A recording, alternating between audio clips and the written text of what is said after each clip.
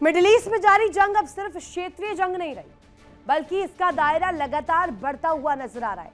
हिंद महासागर एक तक पहुंचता हुआ दिखाई दे रहा है। सूत्रों के हवाले से दावा किया गया है कि ईरान ने हिंद महासागर में स्थित अहम सैन्य ठिकाने डियागो गार्सिया को भी निशाना बनाया है और इसको निशाना बनाते हुए बैलिस्टिक मिसाइलें दागी हैं। हालांकि राहत की बात यह है कि दोनों मिसाइलें अपने लक्ष्य पर नहीं लगी और किसी तरह के नुकसान या हताहत होने की कोई खबर नहीं आई। लेकिन सवाल इसके साथ उठता है कि क्या ईरान अब अपनी सैन्य क्षमता का दायरा मिडिल ईस्ट से हजारों किलोमीटर तक आगे बढ़ा रहा है? डिटेल्स क्या है, इसको लेकर जरा आपके सामने रखते हैं। ईरान की मिसाइल ताकत क्या है और किसके बलबूते ईरान अभी तक डटा हुआ है? ईरान की मिसाइल ताकत समझिए। 4000 किलोमीटर दूर निशाना क्यों साधा गया? हिंद महासागर तक जंग की आंच अब पहुंच चुकी है। हिंद महासागर में यूएस बेस पर हमला, डियागो गार्सिया को निशाना बनाया जाना, मिडिल ईस्ट से हिंद महासागर तक पहुंच जाना, जंग अब वैश्विक रूप ले रही है। इसीलिए कहा जा रहा है कि लगातार इसके बीच ईरान जो है वो डटा हुआ है, जंग में टिका हुआ है। अब आने वाले समय में अगर इसी तरीके से सटीक हमले ईरान करता है, अमेरिका और इजराइल के लिए कितनी बड़ी मुसीबत खड़ी होगी, देखिए। ईरान ने 4000 किलोमीटर दूर दागी मिसाइल।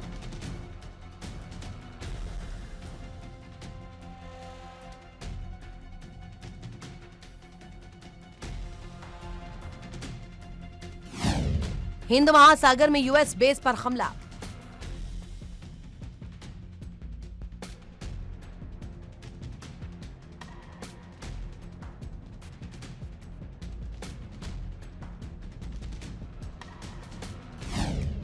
डियागो गार्सिया को बनाया निशाना।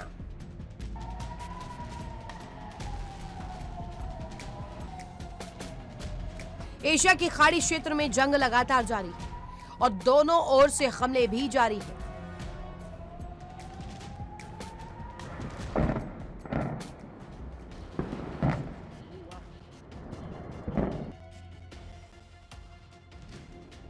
ईरान भी अपने हमलों से विरोधियों को चौंकाने में कामयाब रहा है।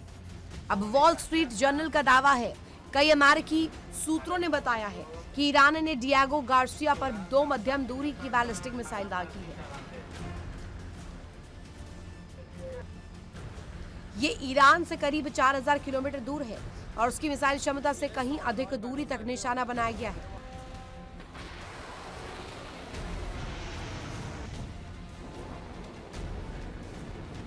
डियागो गार्सिया हिंद महासागर में अमेरिका और ब्रिटेन के संयुक्त मिलिट्री बेस है और ईरान ने यहां पर 2 बैलिस्टिक मिसाइलें दागी हैं। हालांकि दावा किया जा रहा है कि दोनों में से कोई भी मिसाइल इस मिलिट्री बेस पर नहीं गिरी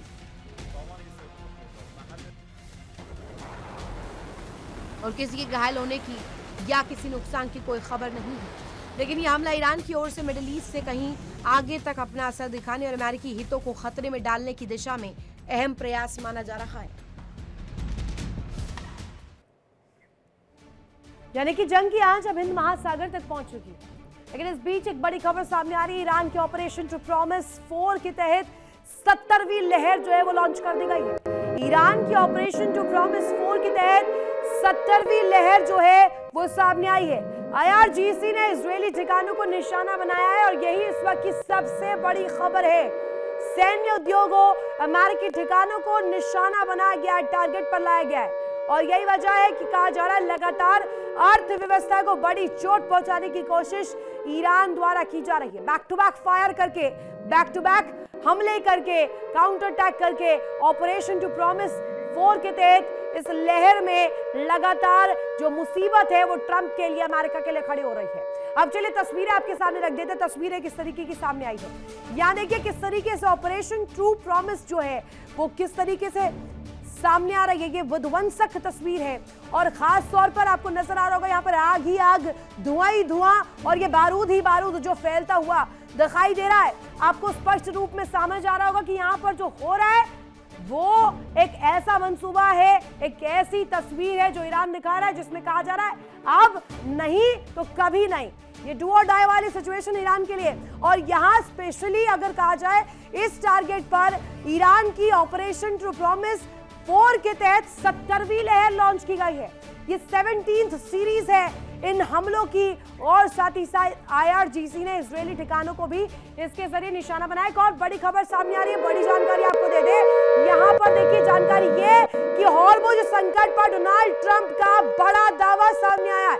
दावा ये कि आसान बस मदद चाहिए और साथ ही साथ ईरान के टारगेट को लेकर, रास्ता खोलने को लेकर यहां दावा किया गया है। ईरान में टारगेट पूरा करने के करीब यूएस पहुंच चुका है। बातचीत करूंगा लेकिन सीज फायर नहीं करूंगा, ये डोनाल्ड ट्रंप कह रहे हैं। यानी कि अभी कोई रास्ता बनता हुआ नजर नहीं आ रहा है। अब जरा दो तस्वीरें रख देते हैं अपने दर्शकों के सामने। आपकी स्क्रीन पर ये दो तस्वीरें, दो बड़ी खबरें जो आपको बताएगी, समझाएगी कि युद्ध के 22वें दिन भी, 22वें दिन जंग के भी लगातार किस तरीके से बयानबाजियों का दौर जो है जारी है। एक तरफ हमले, दूसरी तरफ बयानबाजियां, ये दोनों ही जो भूमिका सेट कर रहे हैं विश्व युद्ध 3 को लेकर। और एक तरफ आप देखिए ईरान ऑपरेशन ट्रू प्रॉमिस 4 के तहत अटैक कर रहा है, 17 सीरीज के तहत लॉन्च की गई है। और साथ ही साथ दूसरी तरफ आप डोनाल्ड ट्रंप का रवैया देखेंगे। डोनाल्ड ट्रंप स्पष्ट कर चुके हैं, दो टूक शब्दों में कह चुके हैं, हमले नहीं रुकेंगे, बातचीत कर लीजिए लेकिन सीज फायर नहीं होगा।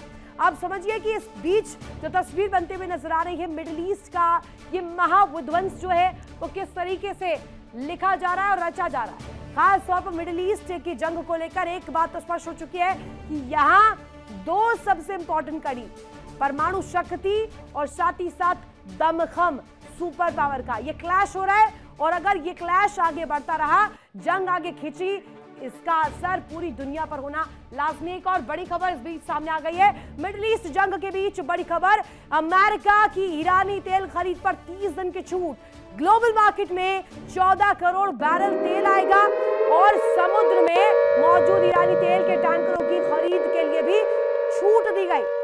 अमेरिकी ट्रेजरी मिनिस्टर स्कॉट बेसेंट ने घोषणा की है 20 मार्च से 19 अप्रैल तक के लिए ये छूट दी जाएगी।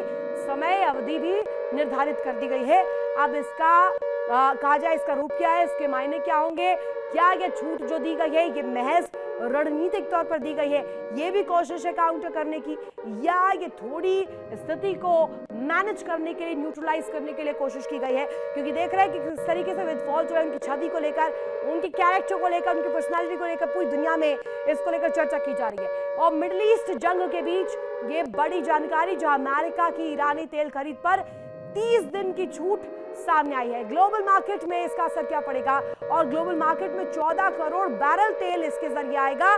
साथ ही कहा जा रहा है जो संकट के बादल मंडरा रहे थे, जो इन्फ्लेशन को लेकर जिक्र हो रहा था, वो कहीं ना कहीं स्थिति सुधरेगी और समुद्र में मौजूद ईरानी तेल की टैंकरों को लेकर भी खरीद के लिए छूट दी जाएगी। अमेरिकी ट्रेजरी मिनिस्टर स्कॉट बेसेंट ने इसकी घोषणा की है। 20 मार्च से 19 अप्रैल तक छूट दी जाएगी, 30 दिनों की छूट, ये बहुत बड़ी छूट मानी जा रही है। और डोनाल्ड ट्रंप की ये घोषणा आने वाले समय में क्या उस स्थिति को, उस पर्सनालिटी को, उस छवि को सुधार पाएगी जिसमें डोनाल्ड ट्रंप को लेकर पूरी दुनिया में थू-थू की जा रही है। अब एक और बड़ी खबर, एक और बड़ी जानकारी आपके सामने रख देते हैं। बड़ी खबर जहां इस वक्त सामने आ रही है, इजरायली सेना का हमला, बेरूत में हिजबुल्लाह के ठिकानों पर अटैक किया गया है। इस वक्त ये बड़ी खबर आपको बता रहे हैं, हिजबुल्लाह के ठिकानों को लगातार IDF टारगेट कर रहा है और इजराइल टारगेट सेट करते हुए हिजबुल्लाह के ठिकानों को नेस्तनाबूद इस बीच कर देना चाहता है। कोशिश यहां पर की जा रही है कि ईरान के आड़े हाथों हिजबुल्लाह का भी खात्मा हो जाए, हिजबुल्लाह का भी को भी खत्म कर दिया जाए, उसे भी नेस्तनाबूद कर दिया जाए। अब यही कोशिश जो है यहाँ पर नजर आ रही है। इजरायली सेना का ये हमला नजर आया हिजबुल्लाह के ठिकानों पर, जहां कहा जा रहा है कोशिश बेरूत में हिजबुल्लाह के ठिकानों पर हमले के जरिए की जा रही है कि कैसे भी हिजबुल्लाह को भी इसी मंशा के तहत, इसी लगे धगे उसे भी खत्म कर दिया जाए और उसकी भी ताकत को पूरी तरीके से क्षति पहुंचाई जाए। इजरायली सेना का हमला बहुत अहम बताया जा रहा है क्योंकि प्रॉक्सी वॉर अंदर खाने चल रही है। लगातार उन देशों को टारगेट पर लिया जा रहा है जो दुश्मन देशों के सहयोग में लगातार सामने आ रहे हैं। अब तो संगठनों को भी टारगेट किया जा रहा है, हिजबुल्लाह उनमें से एक है। और इस वक्त बताया जा रहा है, ये बड़ी जानकारी, बेरूत में हिजबुल्लाह के ठिकानों पर अटैक किया जाना ये दिखाता है कि संगठनों को भी बख्शने के मूड में इस वक्त इजराइल IDF नहीं है। अब तकरीबन 4000 किलोमीटर दूर स्थित इस बेस को निशाना बनाना सिर्फ एक हमला नहीं होता है, बल्कि एक रणनीतिक मैसेज होता है, संदेश भी माना जाता है। संदेश ये कि अब अमेरिका हित दुनिया के किसी भी कोने में सुरक्षित नहीं है। तो क्या ये जंग अब नए मोर्चे की तरफ बढ़ रही है? क्या हिंद महासागर भी इस टकराव का अगला मैदान बन सकता है?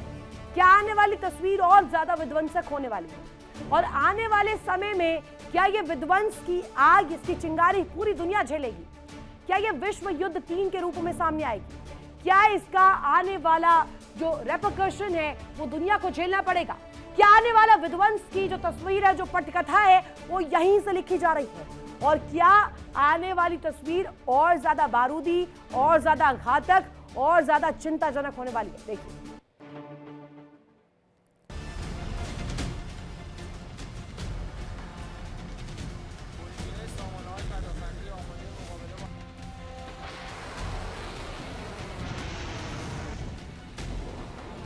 सूत्रों के मुताबिक मिसाइल दागे जाने के बाद उड़ान के दौरान एक मिसाइल में तकनीकी खराबी आ गई, जबकि एक अमेरिकी युद्धपोत ने दूसरी मिसाइल को रोकने के लिए SM-3 इंटरसेप्टर दाग दिया था।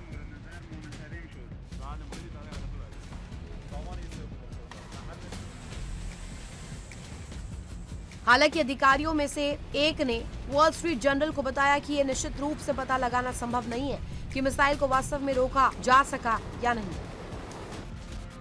ईरान से करीब 4000 किलोमीटर की दूरी पर डिएगो गार्सिया बसा हुआ है। अमेरिका के लिहाज से बेहद अहम मिलिट्री बेस को निशाना बनाने का ईरान का यह कदम इस ओर इशारा करता है कि उसकी मिसाइलों की मारक क्षमता उससे कहीं ज्यादा अधिक है।